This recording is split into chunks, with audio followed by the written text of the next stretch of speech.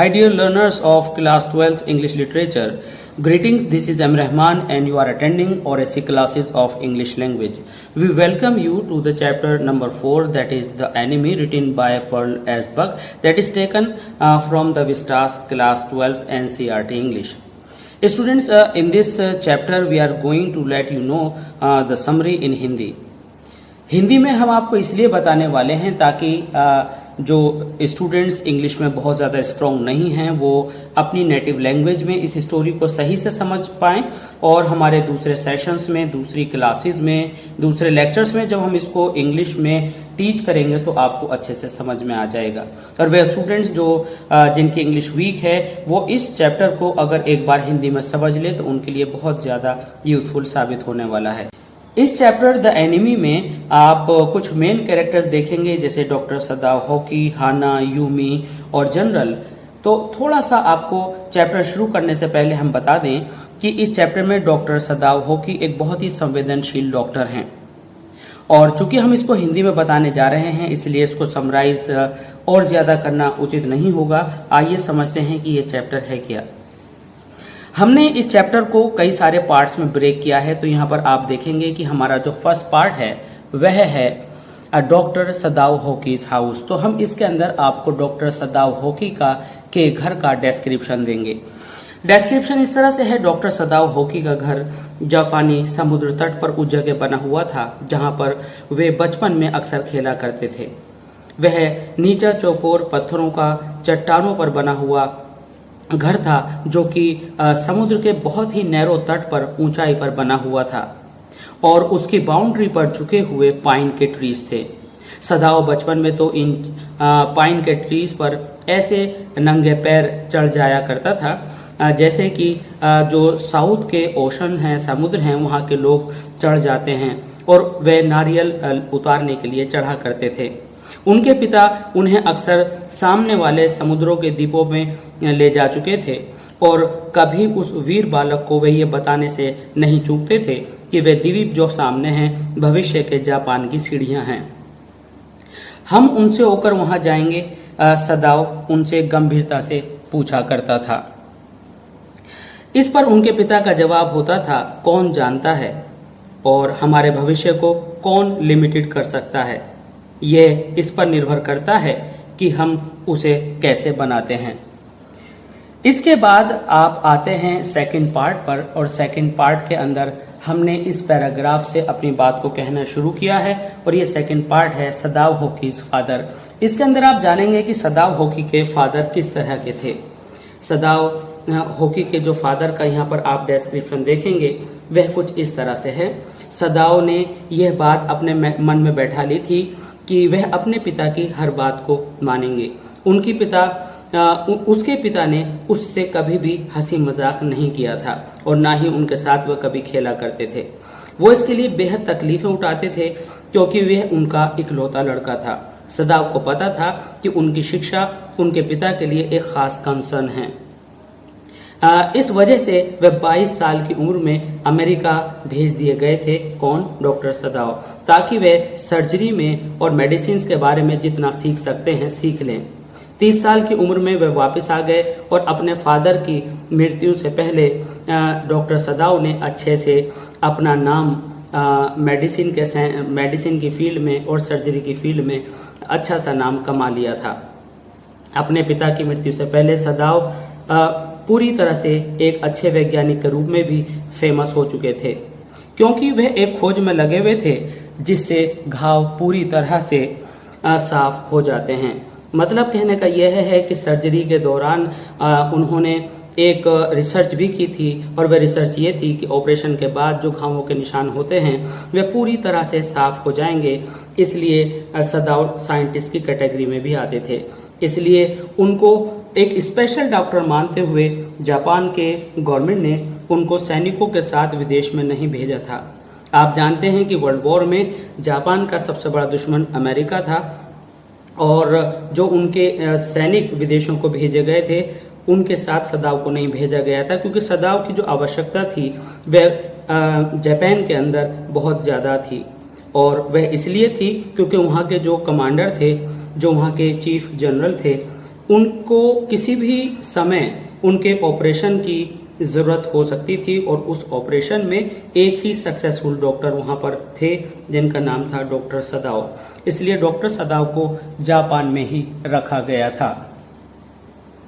इसके बाद यहाँ पर आप देखते हैं थर्ड पार्ट के अंदर हमने रखा है सीन। अब ये सीन क्या है? अभी हमने डॉक्टर सदाओ के फादर के बारे में जाना। अब ये डॉक्टर सदाओ अपने घर के पास जहाँ पर खड़े हैं और सामने का सीन किस तरह का दिखता है, आइए देखते हैं। क्लाउड्स ओशन के पार उठते हुए दिखाई दे रहे थे। चूंकि मौसम बहुत ज़्यादा गर्म था और रात में बहुत ज़्यादा फॉग और जो कोहरे जैसी हालत थी वह हुई थी और कोल्ड वेव्स उठ रही थी। सदाओ ने अपने जहाँ पर सदाओ का मकान था उसके चारों तरफ उठती हुई इस आइलैंड पर धुंध को देखा जो धीरे धीरे करके किनारे की तरफ बढ़ती चली आ रही थी और पाइन के पेड़ पर वह और ज्यादा घनी लग रही थी। कुछ ही सेकंड में सदाओ को ऐसा लगता था कि वह धुंध जो सामने के टापू से बढ़ती हुई आ रही है जल्दी ही वह सदाओ के घर तक, जो कि एक किनारे पर, समुद्र के इसी किनारे पर बना हुआ था, तक वह धुंध आ जाएगी। उसी समय वहां पर हाना, उसकी पत्नी भी वहां पर आ गई जो घर में अपने 2 बच्चों के साथ सदाओ का वेट कर रही थी। तो यहाँ पर जब सीन की बात आए तो आप ये सारी बात बताएंगे कि किस तरह से धुंध उड़ रही थी, धुंध कहाँ से उड़नी शुरू हुई और सदाओ के घर तक वो कितने समय में पहुंचने वाली थी। इसके बाद हम पैराग्राफ नंबर 4 पर आते हैं और देखेंगे कि इस सीन के बाद हाना सदाओ के पास कैसे पहुंचती हैं और यहाँ पर आप देखने वाले हैं कि हाना और सदाओ अपने पास्ट में कैसे खो जाते हैं और उनके पास का क्या डिस्क्रिप्शन है। तो इस पार्ट नंबर 4 में हम पाते हैं कि बट एट दिस मोमेंट, लेकिन उसी पल दरवाजा खुला और उसने यानी हाना ने बाहर झांका। उसने गहरे नीले रंग की ऊनी हावरी किमोनो के ऊपर ओढ़ रखी थी। वह प्यार के साथ वहां पर खड़ा हुआ था। वह उनके पास आई और उनकी बाह में अपनी डाल करके वह मुस्कुराई लेकिन बोली कुछ नहीं। वह हाना से अमेरिका में मिले थे लेकिन उनके प्यार में पड़ने का उन्होंने तब तक इंतजार किया था जब तक कि उन्हें यह भरोसा नहीं हो गया कि वह जापानी थी। उनके पिता उन्हें कभी भी स्वीकार नहीं करते, मतलब सदाओ के पिता उस हाना को कभी भी स्वीकार करने के लिए तैयार नहीं होते अगर उन्हें ये पता चल जाता कि वह शुद्ध जापानीज जाति की नहीं है। उनके पिता बहुत ही ऑर्थोडॉक्स व्यक्ति थे। वे कई बार सोचते हैं कि अगर हाना उनको नहीं मिलती तो वह किससे शादी करते और सौभाग्य से वह अचानक उन्हें कैसे मिली, वह हमेशा इस बात को सोचते थे। अगर हम कहें तो कहेंगे कि अचानक ही अमेरिकन प्रोफेसर के घर में ये हाना उनको वहां पर मिली।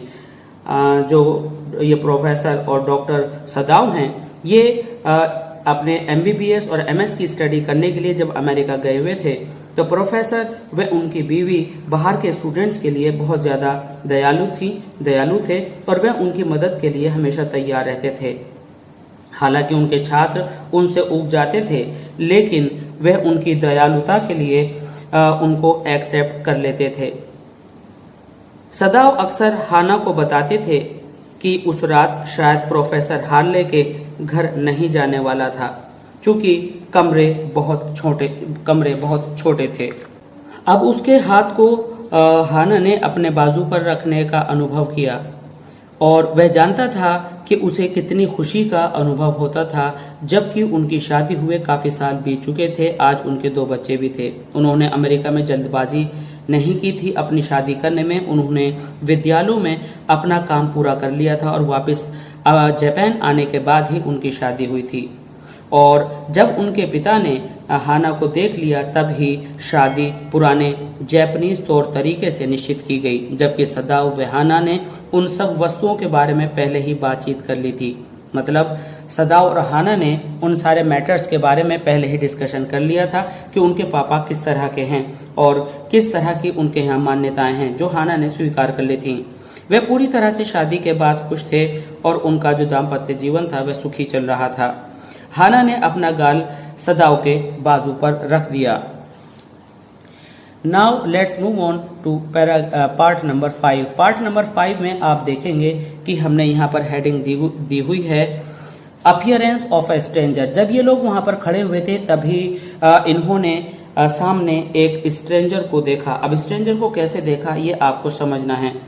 इनका मकान एक ऊंचाई पर एक पत्थर पर बना हुआ था और वहां से ये सारे समुद्र का दृश्य देख रहे थे। उसी क्षण उन दोनों ने किसी काली चीज को धुंध से बाहर आते हुए देखा। वह कोई व्यक्ति था। वह समुद्र के बाहर अचानक से उठा और बाहर आकर गिरा। ऐसा लगता था जैसे तट से टकराने वाली किसी लहर ने उसे यहाँ पर फेंक दिया है। उसके शरीर की अंधेरे में, उस धुंध में कुछ रेखाएं सी थीं जिससे ऐसा लगता था कि कोई व्यक्ति बाहर आकर के गिरा है। उसने अपने हाथ सिर से ऊपर उठाए, कुछ कदम लड़खड़ाता हुआ चला और फिर बल खाती हुई धुंध ने उसे फिर ढक लिया। चूंकि कोहरा जो था वहां पर लगातार बढ़ता जा रहा था। हाना ने जल्दी से चिल्लाकर कहा, यह कौन है? उसने सदाव की बाह छोड़ दी और वे दोनों बरामदे के जंगले पर आगे झुके। फिर जो उन्हें दिखाई दिया वह बड़ा ही अजीब सी बात थी। वह आदमी अपने हाथों व घुटनों पर रेंग रहा था। फिर उन्होंने देखा कि वह मुंह के बल गिर पड़ा और वहीं पर लेट गया। सदाव ने कहा, शायद कोई मछुआरा होगा और वह अपनी नाव से बहकर यहाँ पर आ गया है। वह तेजी से सीढ़ियों की तरफ दौड़ा और सदाव के पीछे पीछे हाना वहां पर पहुंच गई। उसकी चौड़ी चौड़ी बाजुएं हवा में लहरा रही थी। उसने कुछ ऐसी ड्रेस पहनी हुई थी जिसमें चौड़ी बाजुएं लगी हुई थीं। जिस जगह पर सदाव और हाना खड़े हुए थे उसके दोनों साइड में एक एक मील की दूरी पर मछुआरों की बस्ती थी और लेकिन वहां पर जहां से भी यह व्यक्ति आया था वहां पर एक निर्जन व बिल्कुल सुनसान किनारा था जहां तक और वहां पर खतरनाक पत्थरों की बहुतायत थी। तट से परे समुद्री तट पर नुकीली चट्टानें थीं और किसी न किसी तरीके से वह आदमी उन तक आने में कामयाब हो गया था। और जरूर ही जब वह इन लहरों के थ्रू यहाँ पर आया तो निश्चित रूप से वह पूरी तरह से फट गया होगा, यानी उसको बहुत ज्यादा शरीर को चोटें आई होंगी। इस पॉइंट नंबर 6 में आप देखेंगे कि कंडीशन ऑफ द स्ट्रेंजर। अब जब वह स्ट्रेंजर यहाँ पर लहरों के द्वारा आकर के गिरा तो अब जो चोट लगी थी, जैसा कि सदाव और हाना वहां पर बैठे हुए खड़े हुए आकलन कर रहे थे, वे देखना चाहते थे कि आखिर उसको कितनी चोट लगी है। जब वे उसकी तरफ आए तो उन्होंने देखा कि वास्तव में वह व्यक्ति बहुत बुरी तरह से घायल है। उसकी ओर रेत की जो एक परत थी पहले ही उसके निकले हुए खून से लाल हो गई थी। हैरान था उस व्यक्ति को देखकर उसने कहा, अरे ये तो घायल है।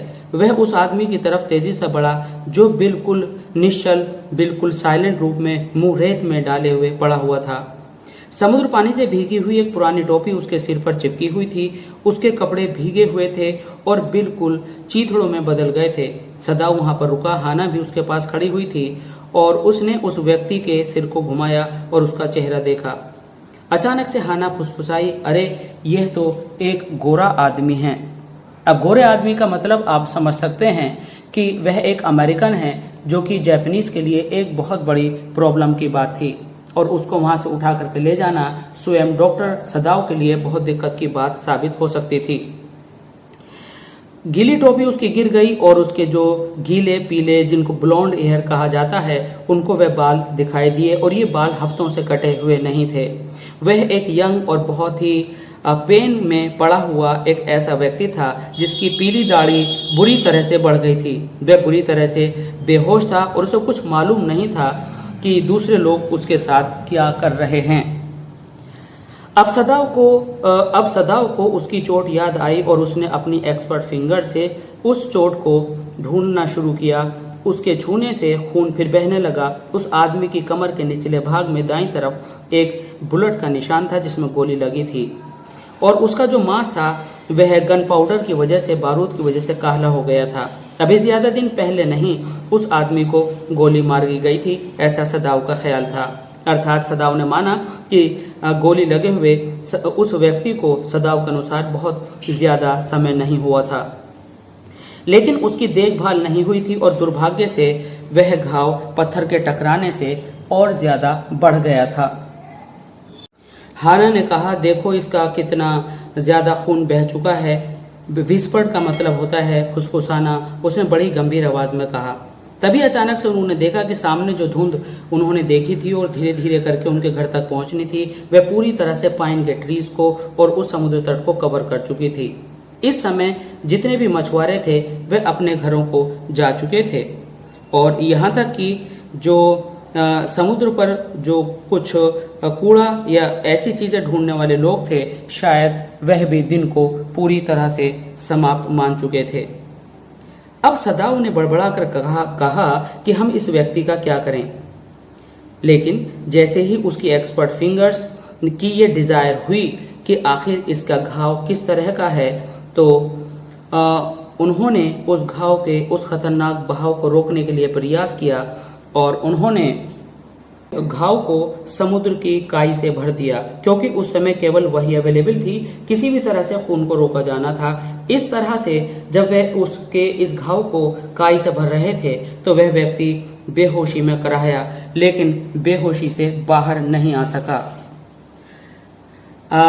इस पर वे लोग सोच रहे थे कि अब इसका क्या करें, तो सदाओ ने खुद को ही इस तरह के सवालों का जवाब देते हुए कहा, सबसे सही तो यही होगा कि हम इसको दोबारा समुद्र में फेंक दें, क्योंकि इसको घर ले जाना बिल्कुल भी मुनासिब नहीं था। अब जब खून बहना समाप्त हो गया था तो सदाओ वहां से खड़े हो गए और उन्होंने अपने हाथों से बालू को झाड़ा। अब यहाँ पर सदाओ का कहना था, हाँ डेफिनेटली ये बात सही रहेगी। हाना ने कहा कि हाँ ये बात बिल्कुल सही रहेगी कि हम इसको समुद्र में वापस फेंक दें, लेकिन उस अचल व्यक्ति की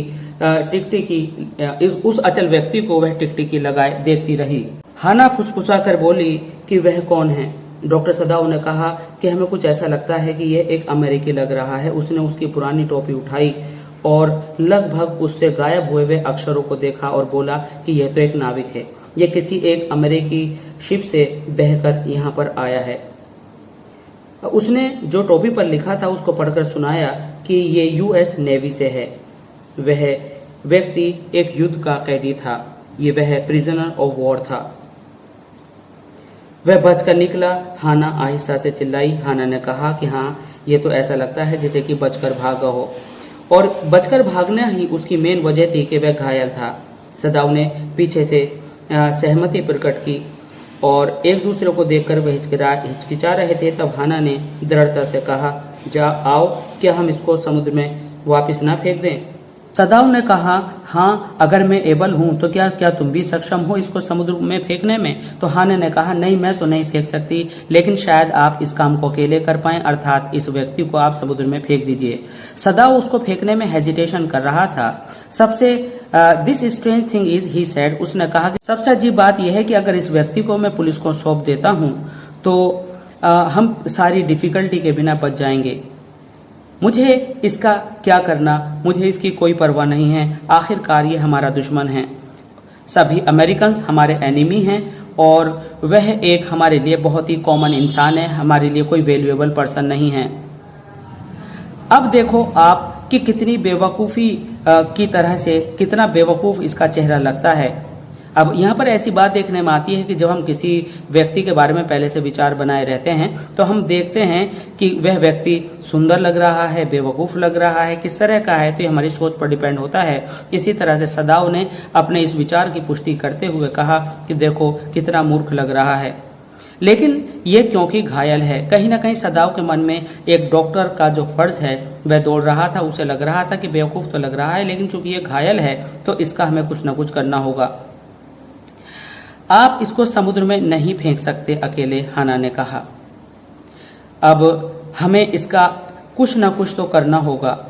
आइए हम इसको अपने घर में लेकर के चलते हैं। जब वे घर में ले जाने की बात कर रहे थे तो उन्होंने सोचा कि हमारे सर्वेंट्स क्या कहेंगे। सदाव ने पूछा। यहाँ पर उनके मन में एक बहुत बड़ी प्रॉब्लम थी कि अगर वे इस अजनबी को घर पर ले जाते हैं और इनके घर पर सारे जितने भी सर्वेंट्स हैं वह सब जैपनीज़ हैं और जैपनीज़ लोग अमेरिकन से नफरत करते हैं, तो वह शायद जाकर के इनकी पोल खोल देंगे या पुलिस को बता देंगे और डॉक्टर सदाव के लिए और उनकी रेपुटेशन के लिए यह बहुत बुरा होगा। तो यहाँ पर वे ये सोचते हैं कि we must simply tell them that we intend to give him to the police. उन्होंने कहा कि हम सीधी सी बात है अपने नौकरों को बता देंगे कि हम इसको पुलिस को देने वाले हैं और आखिरकार हम इसे डेफिनेटली पुलिस को दे ही देंगे। सदाऊ ने ऐसा कहा। हमें अपने चिल्ड्रन और आपकी पोजीशन को भी तो सोचना चाहिए, ऐसा हाना का मानना था।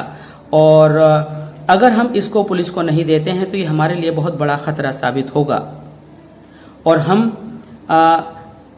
हम इसको पुलिस को क्यों ना दें, क्योंकि हम ये जानते हैं कि यह व्यक्ति जो जापानीज आर्मी है उसका प्रिजनर ऑफ वॉर है। सदाऊ ने ये अग्री किया कि हाँ बिल्कुल, और मैं इससे अलग कुछ और करने की नहीं सोच रहा हूँ। डियर लर्नर्स, आज के सेशन में बस इतना ही। इस चैप्टर का अगला भाग आप देखेंगे अगले सेशन में, और इस चैप्टर को पूरा करने के लिए और अपने सिलेबस के सभी पार्ट, चाहे वो राइटिंग सेक्शन हो, ग्रामर सेक्शन हो, पूरा करने के लिए सब्सक्राइब कीजिए हमारे चैनल और ऐसी क्लासेस ऑफ इंग्लिश लैंग्वेज को। और प्लीज़ लाइक कीजिए, शेयर कीजिए और कमेंट सेक्शन में अपनी सारी रिक्वायरमेंट्स आप भेजते रहिए। उस पर हम आपके लिए वीडियो लगातार अपलोड करते रहेंगे। So see you soon. Thanks for being with us. Thanks a lot.